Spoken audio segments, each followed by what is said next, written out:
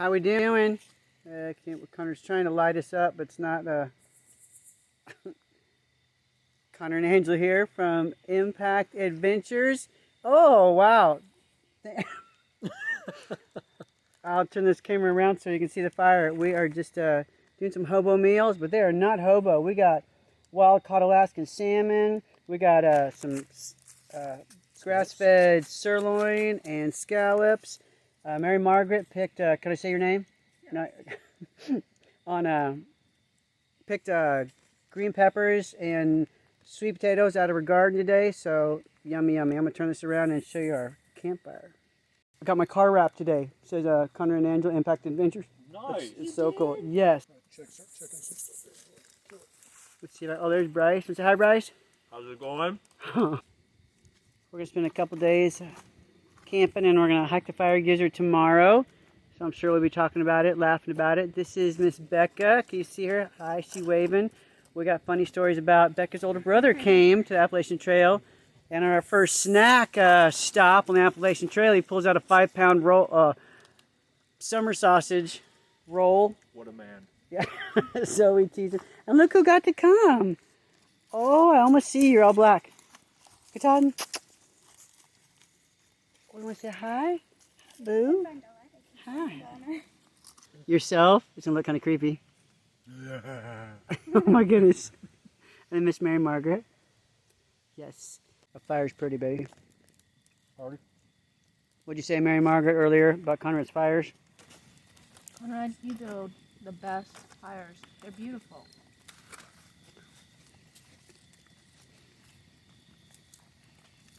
What you got, Bryce? I'm going to break out the cooking pot and I'm going to make some bedtime tea. Bedtime tea, coming on. Are you already going to bed? Oh no, I'm just prepping. Also, I'm going to set out like a lot of bedtime teas for y'all if y'all want one. What you got going on there, Thank Bryce? you. Oh, this like Appalachian Trail? Like, oh, nice. Got some green tea for in the morning. Yeah. Got some Bobos. That's oh, essential. yeah, Bobos That's are simple. essential. And then, Hope you got Bobos for everyone because you've been telling us all about Oh, Oh, yeah. no. and then these. Those I are good actually too. brought these when we went on the AT, and these were phenomenal. So this is like really tear resistant and waterproof and light. Yeah. Like so, right there for Appalachian Trail. Tear resistant, waterproof, light. So you can see it'll like, I mean, it just sheds water. Nice. Nice. Super cool. Beads up and then Nice. pat it off. It's ready to rumble. Nice. Just a little casual car camping. It's always kind of nice versus bushcrafting and roughing it, and because you can carry in what you need and extra clothes for a little cool weather camping. Bryce's sweet tent. Connor's and mine's new Big Agus, old half dome from REI. Mary Margaret's got a cute little backpacking tent. This is one you used on the AT last year, isn't it, Mary Margaret? Yeah, it's the dome one. Nice. Oh yeah, quarter dome. Quarter dome one. There's the frozen grass out there. What did it get down to, Bryce? 34. 34 last night.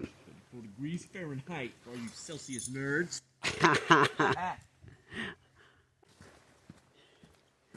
Fire Gizzard has rerouted a little bit. They closed the original trailhead, which probably adds a few hundred yards, maybe a quarter mile to the trail.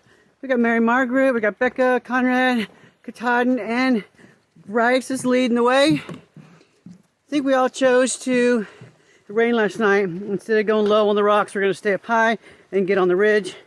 So I will do some videotaping as soon as we get down to the river. So I don't know if you can see Bryson up there and Conrad. You got camel colors and you're camouflaging the rocks. Here we go. There's Bryce. There's Conrad. Thank you, ladies, for wearing something I can see you. This is pretty cool. This rock right here. You can probably hear the river. We'll be there in a second. So maybe a half mile in is where you hit the creek for the first time. Okay, note to those of you doing the Fiery Gizzard. The bridge to take you across the Fiery Gizzard is out. So you have to look for it. As soon as you reach the river going the opposite direction, that's the wrong way. You're headed to Adams Falls. So you got to check out there's the concrete pillars. Is that all you saw? You got to look down the hill and find the concrete pillars and go across that way. How do you feel kayak down that sucker? I got you. Good girl, Katahdin. Way to go, Mary Margaret. Woohoo! I don't know if it looks very steep in the film, but it is really steep. We're gonna go up top of that ridge.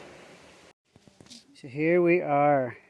Bryce is chilling out with his feet up, shoes off, over the Conrad. That's a good shot. Conrad and Becca. Hey, look back. That's a good shot with the sunshine. Katahdin's head, looking out over the ridge. Mary Margaret's chilling. So we made it. This is 5 miles in. Katahdin did great. 5 miles in? What's that? Is this really 5 miles in? It should have only been 4, but we did the half mile, as Mary Margaret calls a mistake. Or no, you did. No more mistakes. There are no mistakes, just happy accidents. All right. Beautiful. Good day. We went a half mile the wrong direction. Just Katahdin drinking out of the... Does that feel good, Katahdin? One more tip on the fiery gizzard. See how everybody's turning right here? This gets easily missed because you see the white marker right there. It makes you want to follow this trail right here. You need to actually turn right and go up through the hill. We are finishing up 9 miles. Hi, baby. Hey. The footing is really fairly treacherous in the Gizzard. So if you have weak Achilles or ankles, you need to be careful. We've had a good time. No injuries, no falls. Becca, I said she was 12 on Facebook. I meant 13. She turned 13 in June. And so she's done great. 9 miles. Quite a bit for a kid to hike when she's never hiked before. Mostly for mental or emotional. Because it's a 5-hour hike. It's like staying motivated for 5 hours. But she did great. This is one of the cool swimming holes on the Gizzard. It's only half a mile in too, so if you don't feel like hiking 9 miles, you just want to hike a real beautiful half mile, go to the Fiery Gizzard trailhead in Grundy Forest off of Mont Eagle exit, Interstate 24. It's a 134 exit, and this is an awesome swimming hole right here. I look a fright, sorry, we just hiked 9 miles. Bryson hiked 11 on the Fiery Gizzard. We went the wrong way, but we got a 2-day camping trip, and Bryce showed up with this killer tent set up, and he's going to explain why I got it and kind of do a little demo for us, and I am digging it. Let me turn my camera around. See you in a second. And this is the new Big Agnes that we got. The boat's still out. We've yet to sleep with Katahdin, our Great Dane, in, there she is, in this tent yet, because we got a teenager with us and Katahdin's in that tent with her.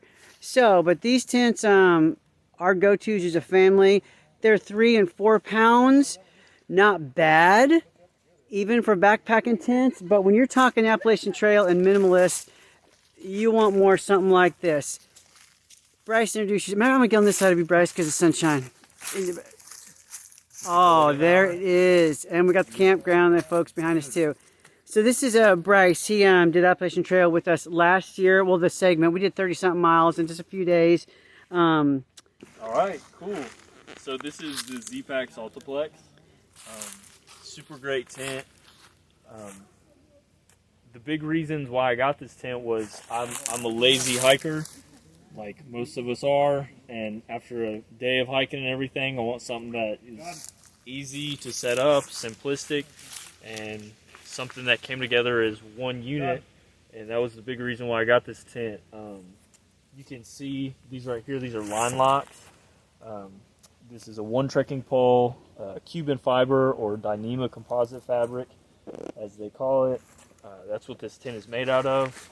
Z-Packs, they make one where I think it's like, I'm trying to think of the grammage, but I can't. This is there's one that's standard, and this one is a little bit more thicker Dyneema, and that's what I wanted. I wanted a little bit more thicker stuff so I can throw it around, beat it up, and Making it more durable, Exactly. making it more tear proof. Exactly. Is it any warmer, a little thicker, probably? Or I would say so. Right.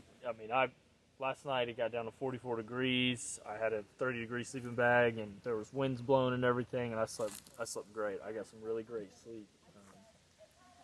And that's the one trekking pole you had today. Yep. And that's all you got holding that sucker up. Yep. And it rained on us last night, and you didn't get wet.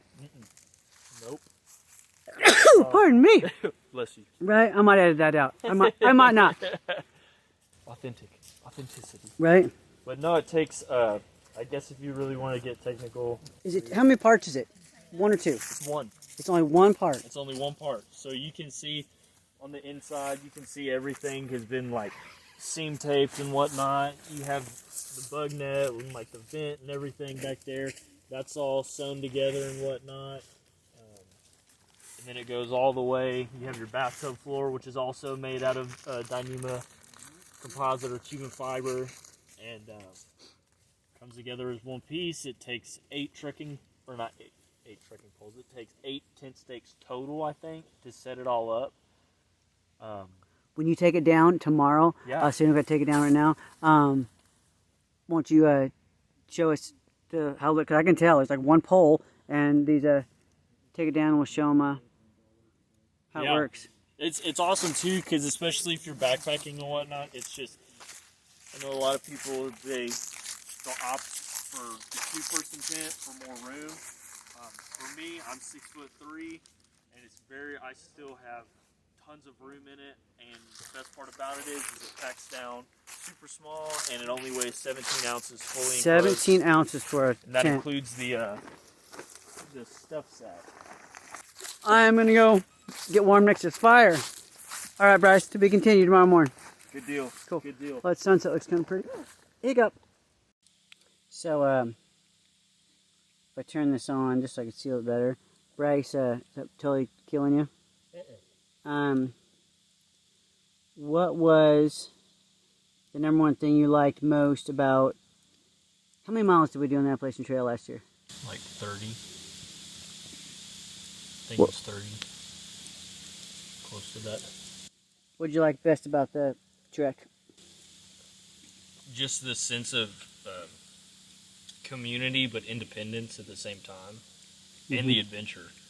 It was so cool to see sights you'd never seen. That was the first time I'd ever been to the Nantahala Outdoor Center, and just that area and everything was just so cool. I think that was, and I dream, and it's like Conrad said, I think the biggest reason for me wanting to do it in full was I've dreamed about it for so long. I've wanted to do it in full for many years now, and so getting a little piece of it, that was awesome. That was a blessing, because out here and out there, there's no likes, there's no comments, there's no, oh my gosh, let me talk about this or whatever, and it's just good people and fellowship, and it's great. And I don't think many people, especially my age, it seems like everywhere you go, we're just constantly looking down. Like, sometimes you need to look up. Dude, when you're out here, Yeah, just like what we're doing right now. right? This new generation doesn't do this anymore. Everything's, You read, Becca? their communication. Wrong with their pipe? thumbs. Yep. Everything's digital. But I will say, They communicate with their thumbs, you said? Yeah. I don't think the Appalachian Trail is the place for necessarily a novice. I think that you could really do some damage to yourself. I think that there's some preparation and training to be more successful. Absolutely. Yeah, anything in life is you want to get some, Build some preparation, knowledge. Because Yeah, I mean, like prepare. they say, like 2,500 people start the Appalachian Trail every year, and only about 500 of those finish it. Yeah, Because wonderful. they weren't prepared. They didn't know what they were getting themselves into. And even, you know, I think we met a couple people who had said that they thought they were prepared and they had to stop because of an injury, even. Mhm. You know, something that they didn't, they felt very prepared, but then an injury kind of stopped some of their tries at through hiking. What did you do to prepare just for that 4 days we spent? 3 days on the trail. I guess 3 days, 4 nights, right? I mean, I worked for more than 6 months. I typically walk every day. I trained with at least 20 pounds in my pack. Closer to hike time, I never trained with the full 30 pounds. And I'd read, you know, you don't really need to train for the full 30 because you have a lot of adrenaline going, and then you eat through a good few pounds anyway. So you're down to 20 pounds if you... You weren't. I had about 27 pounds when I left. You weren't raised outdoors, because you said your mom and dad would never camp or something like that. Right. My parents never ever camped. Never took us camping. I maybe went with Girl Scouts once. When I first met you and I said we're going to do the trek, you were kind of like, no way. You didn't have the confidence that you could do it. Right. My kids told me, Mom, you can't do that. We need you here with us. And so, but you worked through, I tried to encourage you, and you worked through it. And so your journey after deciding, okay, I'm going to go ahead and go for this. You trained for 6 months. You haven't done anything like that before. What was your takeaway? How did you feel when you got done? You glad you did it? Very glad I did it, but I agree with Bryson that the community, we had such a diverse group, Right. small group of, we had someone from each decade that joined us in our group, and so it was such a diverse group that no one was competing with one another. It was, and we were actually interested to hear like every day about, you know, what was your greatest part, and there were a couple days when we were like, turned the corner and I could see sky, and I thought, oh, I'm at the top, I'm at the summit, we're here, and you'd look up and you're like, oh my gosh, I'm still going up. Support. So you went from saying, no, I can't even like walk a few miles, or to training, carrying almost 30 pounds on your back and hiking 15 miles a day, one of the days, to finishing it strong. That had to make you feel empowered that you, because that's a big deal. Yeah, I was the second person in to our finish point, and I jumped in the river. I dropped my pack, and I just jumped. I didn't see the people. All I saw was that river. I was so hot. It was pretty toasty. I don't even know if I took my shoes off. I just got in the river.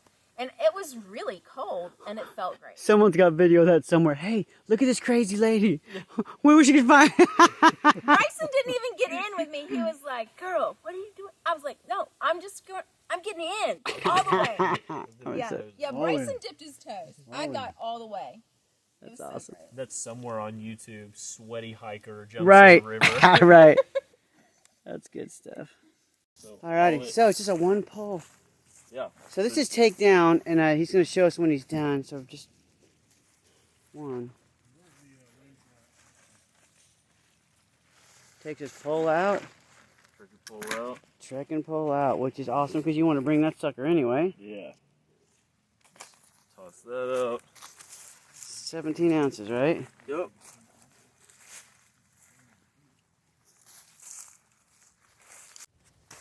Alright, so last thing. There it is. Fully Wow. packed down. I'd say it's about. It doesn't look any bigger than a sleeping bag, let alone the Yeah. whole tent. Yep. Look at how much that 17 weighs. ounces. Wow. Oh, it's definitely lighter than my sleeping bag. Wow. Isn't that Nice. crazy? Nicely done. Nicely done. All started with a hammock and a cold night on the AT. Yeah, no more. Then- No more. Never again. I got 4. When you get a chance, Bryce, stick your head in here and 10% off. We won't worry about Katahdin unless she runs through. Oh, perfect right there. All right. This is year 2. This is the Rat Pack that went down on the AT trail last year. This is the core. We had some stragglers last year. We might have some stragglers next year, but we'll see. God bless. Get outdoors. Enjoy life. You want to say bye? Bye. Awesome.